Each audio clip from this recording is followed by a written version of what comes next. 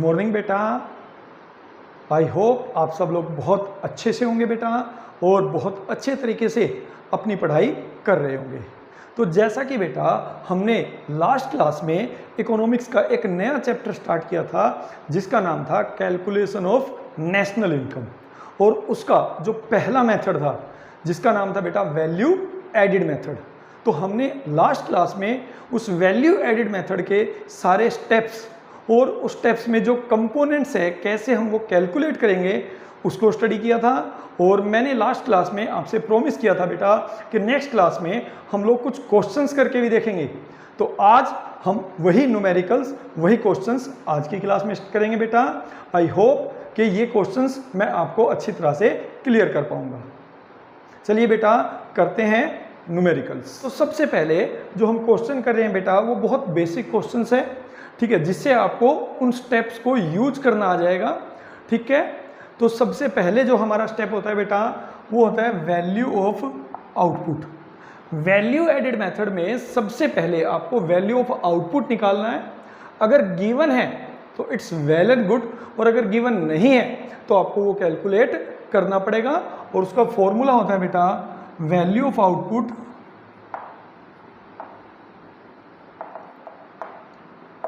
Is equal to sales plus change in stock, change in stock, right. अब बेटा आपको ध्यान रखना है कि क्या क्वेश्चन में सेल्स गिवन है या नहीं है। अब यहाँ पर क्वेश्चन में सेल्स गिवन है 8000, तो मैं इसको 8000 को ऐसे के ऐसे रखूँगा, ठीक है बेटा। और अगर नहीं दे रखी है तो सेल्स दो तरीके की, एक डोमेस्टिक सेल्स और दूसरी एक्सपोर्ट। तो आपको बेटा ये ध्यान रखना है कि अगर आपको डोमेस्टिक सेल्स दे रखा है तो उसमें हमें एक्सपोर्ट को ऐड करना पड़ेगा, तब हमारा बनेगा सेल्स। ये मैंने लास्ट क्लास में आप लोगों के साथ डिस्कस किया था। इसके अलावा अगर आपको ये भी ना दे रखा हो तो आपको दे रखा होता है sales to household sector, sales to other firms और एक्सपोर्ट।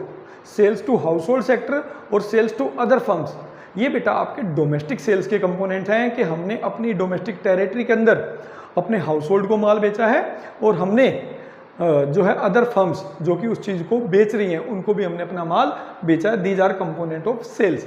तो तीन कंपोनेंट सेल्स के होते हैं, ठीक है। पहला sales to household sector, दूसरा सेल्स टू अदर फर्म्स, और तीसरा एक्सपोर्ट या फिर डोमेस्टिक सेल्स और एक्सपोर्ट। आप इसको ऐसे कर सकते हैं। और अगर क्वेश्चन में सेल्स दे रखा है तो इसका मतलब है इट इज टोटल सेल्स, ठीक है, जिसमें डोमेस्टिक भी इंक्लूड है और एक्सपोर्ट भी इंक्लूड है।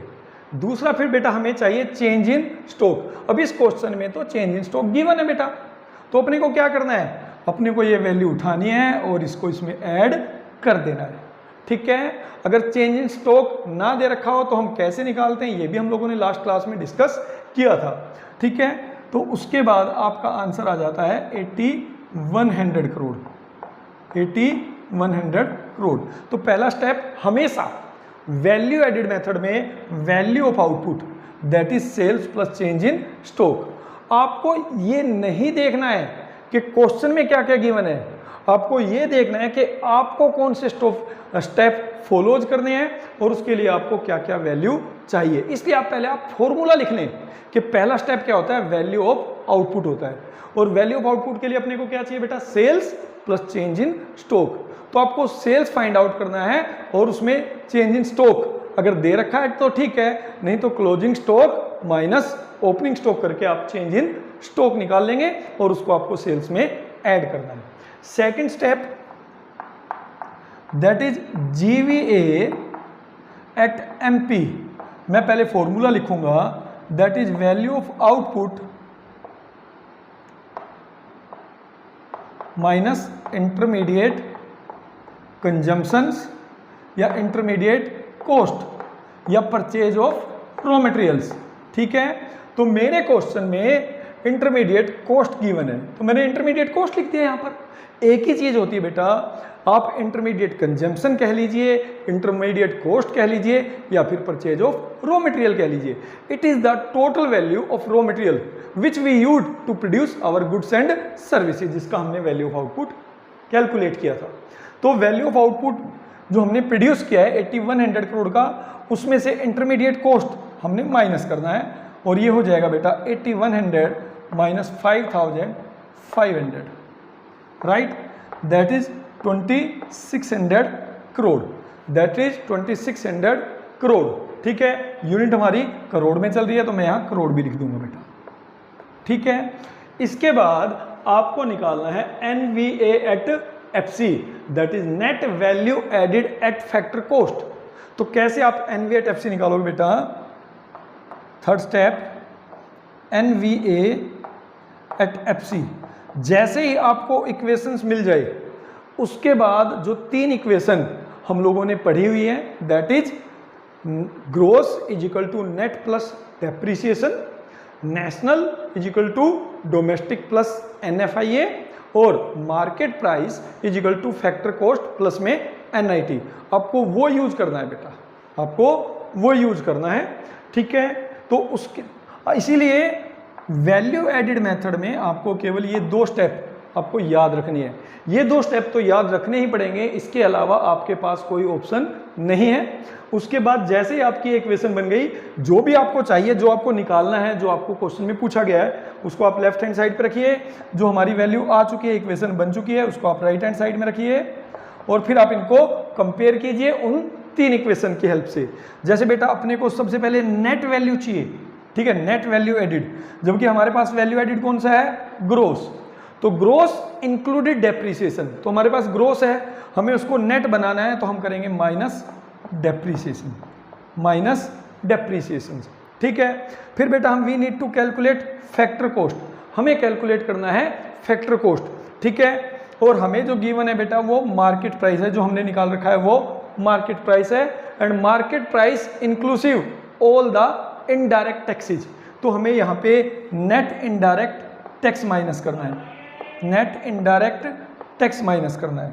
तो हम करेंगे बेटा 2600 करोड़ माइनस डेप्रीसिएशन, डेप्रीसिएशन आपका 300 करोड़ है बेटा, minus net indirect tax NIT।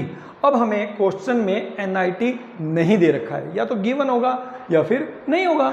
अगर गिवन नहीं है तो नेट इनडायरेक्ट टैक्स निकालने का फॉर्मूला बनता है बेटा indirect tax minus subsidy, indirect tax minus subsidy, और इनडायरेक्ट टैक्स आपको गिवन है 500, सब्सिडी गिवन है 200। तो बेटा आप यहाँ लिखोगे माइनस 500 माइनस 200, ठीक है, और ये आ जाएगा आपका 2600 minus 300 minus 300, that is 2000 crore. तो बेटा ये आपका NVA एट FC हो गया बेटा, और ये सबसे बेसिक क्वेश्चंस है। एक चीज आपको न्यूमेरिकल्स करने में हमेशा ध्यान रखनी है बेटा, आपको ये नहीं देखना है कि क्वेश्चन में आपको क्या क्या गिवन है, आपको ये देखना है कि आपको क्या चाहिए।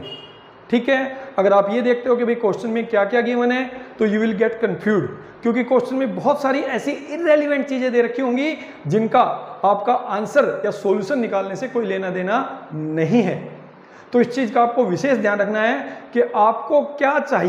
अब हम लोग बात करेंगे वैल्यू एडिड मेथड के न्यूमेरिकल्स में दूसरे केस की, जिसमें हमें कोई मिसिंग वैल्यू निकालनी है। आपको डायरेक्ट NVA एट FC या फिर NVA एट MP या GVA एट MP कैलकुलेट नहीं करना है, बट कुछ मिसिंग्स वैल्यू हैं जिसको आपको कैलकुलेट करना है।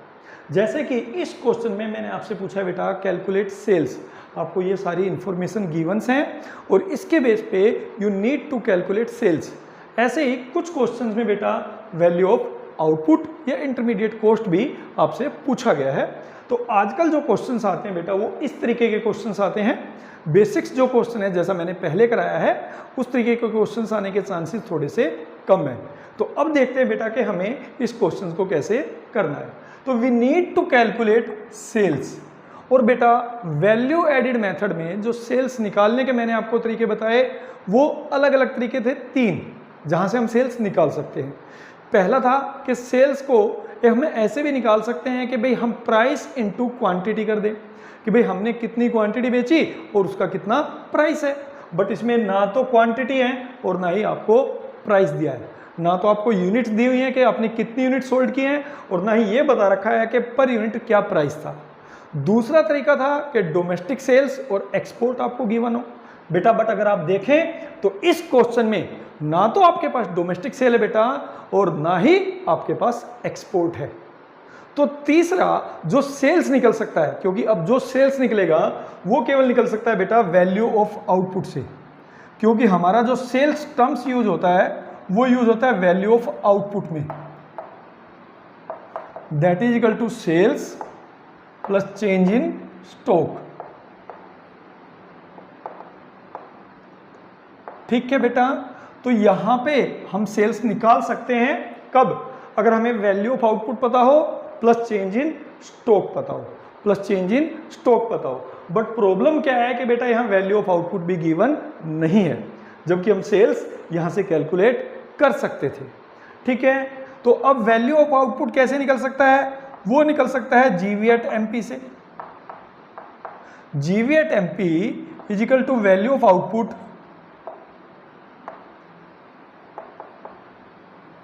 माइनस इंटरमीडिएट कॉस्ट या इंटरमीडिएट कंजम्पशंस।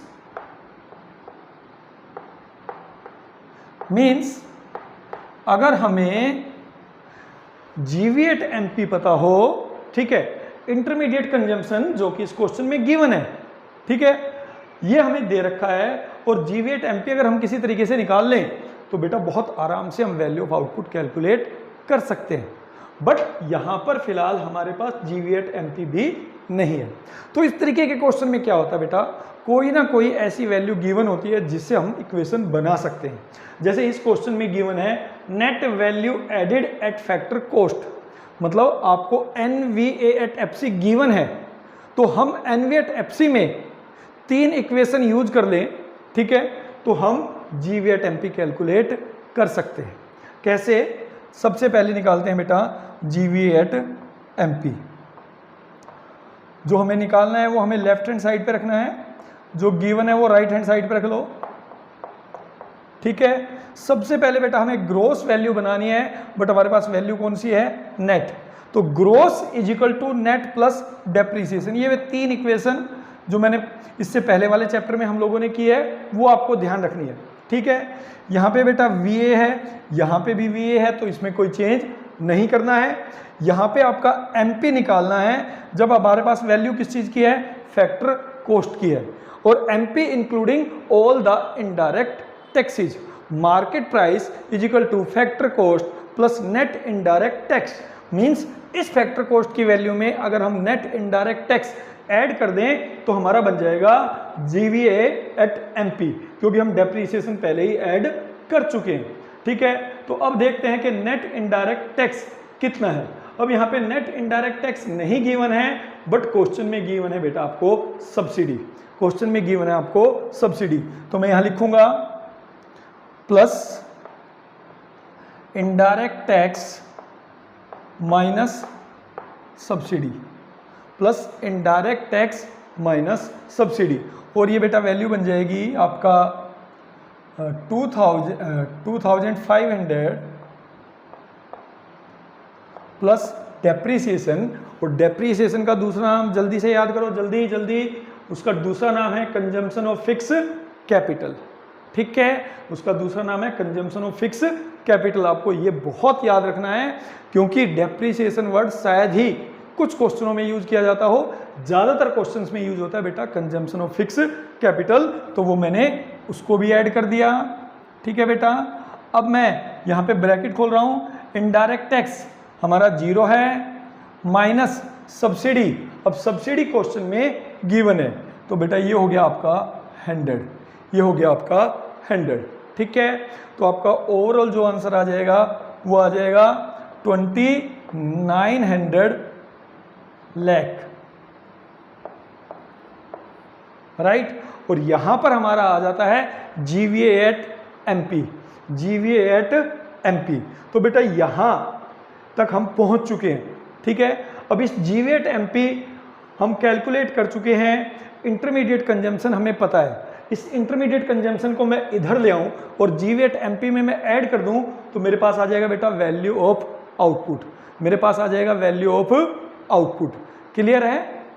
तो इसके लिए अब मैं क्या करूंगा, मैं GV8 MP की जगह इसकी वैल्यू पुट कर दूंगा 2900 और इंटरमीडिएट कंजम्पशंस की जगह मैं इसकी वैल्यू पुट कर दूंगा बेटा, दैट इज 2000।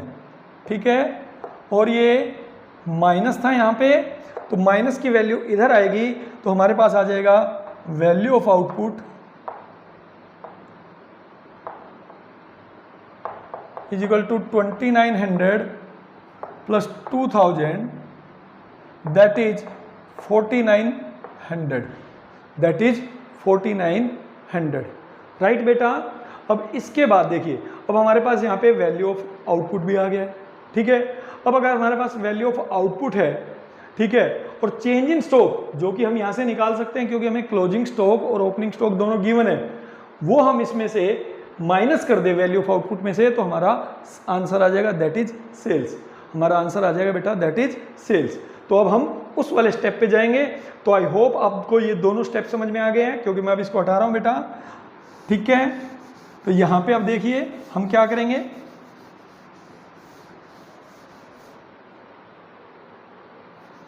तो हमारा जो आंसर आया था बेटा वैल्यू ऑफ आउटपुट का वो था 4900। ठीक है, सेल्स आपको नहीं पता है, कैलकुलेट करनी है। चेंज इन स्टॉक की जगह हम लिखेंगे closing stock minus opening stock. Closing stock आपका 600 है बेटा, ओपनिंग स्टॉक आपका 200 है, तो आप इसको माइनस कर देंगे 600 माइनस 200 और ये आ जाएगा आपका चेंज इन स्टॉक। ठीक है बेटा, तो अब आप इसको कैलकुलेट कर लें, आपका आंसर आ गया।